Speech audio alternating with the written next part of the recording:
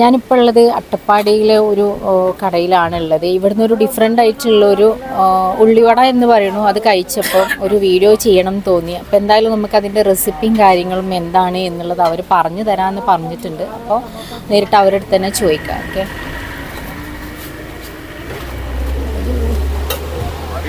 Just ഇത് കാണിക്കുക. മാവ് ഇതാണ് അതിൻ്റെ മാവ് വരുന്നത്. കണ്ടോ, ഇതിങ്ങനെ പൊരിക്കുന്നുണ്ട്. ഈ ഒരു മാവിലുള്ള കൂട്ട് എന്താണെന്ന് പറയാൻ പറ്റും? ഇതില് ഇപ്പോ ഏകദേശം ഒരു നമ്മൾ കുറച്ചുണ്ടാക്കുന്ന വെച്ചാൽ 1 കിലോ ഉണ്ടാക്കുന്നുണ്ടെങ്കിൽ 1 കിലോ മൈദ എടുക്കുക, പിന്നെ ഒരു 350 ഗ്രാം കടലമാവ് എടുക്കുക. ഒരു കിലോ ഉണ്ടാക്കുകയാണെങ്കിൽ 1 കിലോ മൈദ എടുക്കണം. വീട്ടിലത്തെ ആവശ്യത്തിന് അപ്പോഴാണ് നമ്മളിപ്പോ ഒരു 1/4 കിലോ 1/4 കിലോ എടുക്കാന്നുണ്ടെങ്കിൽ ഒരു 75 ഗ്രാം കടലമാവ് ചേർത്താൽ മതി. 1/4 കിലോ മൈദ, ഒരു 75 കടലമാവ്. എന്ന് വെച്ച് കഴിഞ്ഞാൽ നമ്മുടെ ചെറിയൊരു ഉണ്ടത്തവിക്ക് ഒരു 2 തവി 3 തവി ഇട്ട് കൊടുത്താൽ മതി. അത് കഴിഞ്ഞിട്ട് പിന്നെ ഒരു കുറച്ച് അരിപ്പൊടി ചേർത്ത് കൊടുക്കുക, എണ്ണ കുടിക്കാതിരിക്കാനായിട്ട്. പിന്നെ ഇതിനകത്തേക്ക് കായം ചേർത്ത് കൊടുക്കണം. കായാണ് ഇതിന്റെ മെയിൻ ടേസ്റ്റിന്. കായം ചേർത്ത് കൊടുക്കണം. കായം നമ്മുടെ പൊടിക്കായം ചേർത്ത് കൊടുക്കുക. അതാ ഏറ്റവും കൂടുതൽ നല്ലത്. പിന്നെ കുറച്ച് ഉപ്പിട്ടിട്ട് ഇത് നന്നായിട്ട് മിക്സ് ചെയ്ത് കുറച്ച് നേരം മാറ്റി വെക്കും. ഒരു ഞാൻ ഏകദേശം ഒരു 1-1.5 മണിക്കൂർ വെക്കും. അത് കഴിയുമ്പോഴത്തേക്കും ഒന്ന് പൊന്തി വരും. അപ്പൊ നമ്മൾ പുളിമാവ് ചേർത്ത് കൊടുത്താൽ മതി, പെട്ടെന്ന് പുളിക്കാനായിട്ട്. ദോശ മാവ് ചേർത്ത് കൊടുക്കണേ അത്ര നല്ലത്. അത് കഴിഞ്ഞ് ഇതില് ഇഞ്ചി, നമ്മുടെ പച്ചമുളക് ഇതെല്ലാം കൂടെ മിക്സിയിലിട്ടൊന്ന് അരയ്ക്കും.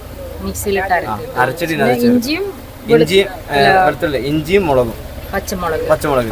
സവാള ചേർക്കണ്ട. സവാള മിക്സിയിൽ അരിഞ്ഞു കഴിഞ്ഞാൽ കേട് വരും. കുറച്ച് കഴിഞ്ഞ് സവാള ഇണ്ട, ഇഞ്ചി പച്ചമുളക് മാത്രം അരച്ച് ചേർക്കുക. കുറച്ച് ചേർത്ത് കൊടുത്താൽ മതി.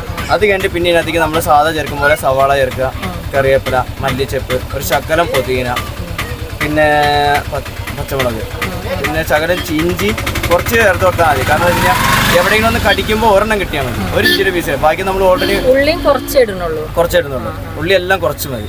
നമ്മളെ നാട്ടിലൊക്കെ ഇതിൽ പക്കവടിയിൽ ഉള്ളി നന്നായിട്ട് ഉള്ളി കുറച്ചിട്ടാൽ മതി, എന്നാലേ ഈ സാധനം ടേസ്റ്റ് വരുള്ളൂ. ഉള്ളി കൂടി കഴിഞ്ഞാൽ മധുരമായി മാറും. ഉള്ളി കൂടി കഴിഞ്ഞാൽ പിന്നെ ഉള്ളി മാത്രം ഉണ്ടാവും, നമ്മൾ കടിക്കുമ്പോൾ മധുരമായിരിക്കും. ഇതാകുമ്പോൾ എരിവും ഉണ്ടാവും, അതിനനുസരിച്ച് ഉള്ളിയുടെ ടേസ്റ്റ് ഉണ്ടാവും. ഇഞ്ചിയുടെ ടേസ്റ്റ് സെപ്പറേറ്റ് ആയിട്ട് തന്നെ നമുക്ക് ഇതിനകത്ത് കിട്ടും. പിന്നെ ഒരു അരമണിക്കൂർ വെച്ചിട്ട് നമ്മുടെ വീട്ടിലേക്കാണെങ്കിൽ ഒരു 3/4 മണിക്കൂർ വെക്കുക. എണ്ണ നല്ല ചൂടാക്കുക. എണ്ണ ഒന്ന് ചൂടായി ഇങ്ങനെ കറങ്ങി വരുമ്പോൾ അതിനകത്ത് ഇട്ട് കൊടുക്കുക. കുറച്ച് ചൂട് കമ്മിയാക്കി കൊടുക്കുക. അപ്പൊ ആ ചൂടിൽ ഒരേ വേവ് കിട്ടും, എല്ലാത്തിനും കരിയില്ല.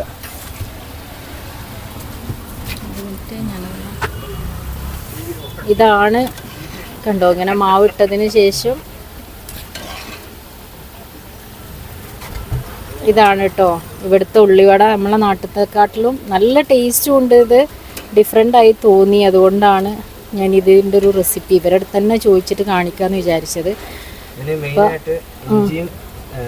പച്ചമുളകും ഇഞ്ചിയും പച്ചമുളകും കായുമാണ് ഇതിൻ്റെ ടേസ്റ്റ് എന്ന് പറയുന്നത്. ഇഞ്ചിയും പച്ചമുളകും അരക്കണം അല്ലേ? ഇതിന്റെ കൂടെ അരച്ചിട്ട് ഇതിൽ ചേർക്കുക എന്നാണ് പറഞ്ഞിട്ടുള്ളത്. പിന്നെ നമ്മൾ ചെയ്യുമ്പോൾ ഒരുപാട് ഉള്ളി, നമ്മൾ വെല്ലുള്ളി ഒരുപാട് ഇടും. വെല്ലുള്ളി ഒരുപാട് ഇതിൽ ഇടേണ്ട ആവശ്യമില്ല. അപ്പൊ എന്തായാലും 1.5 കിലോ മാവ്, 1.5 കിലോ മാവിന് ഏകദേശം ഞാൻ ഒരു 3-4-5 സവാള ഉപയോഗിക്കുന്നുള്ളൂ. 5 സവാള. അത് വലുതാണെങ്കിൽ ഒരു 3 മതി, ചെറുതാണെങ്കിൽ ഒരു 5 വേണം. ഒരു മീഡിയം സൈസ് ആണെങ്കിൽ 1/4 കിലോ ആകുമ്പോഴത്തേക്ക് ഒന്നും വേണ്ടി വരില്ല.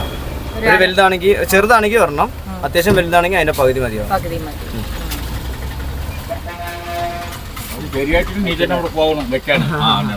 എങ്ങനെ അല്ല ശരിയാണെങ്കിൽ അവിടെ പോയി ഞാൻ തന്നെ ഉണ്ടാക്കി കൊടുക്കണം.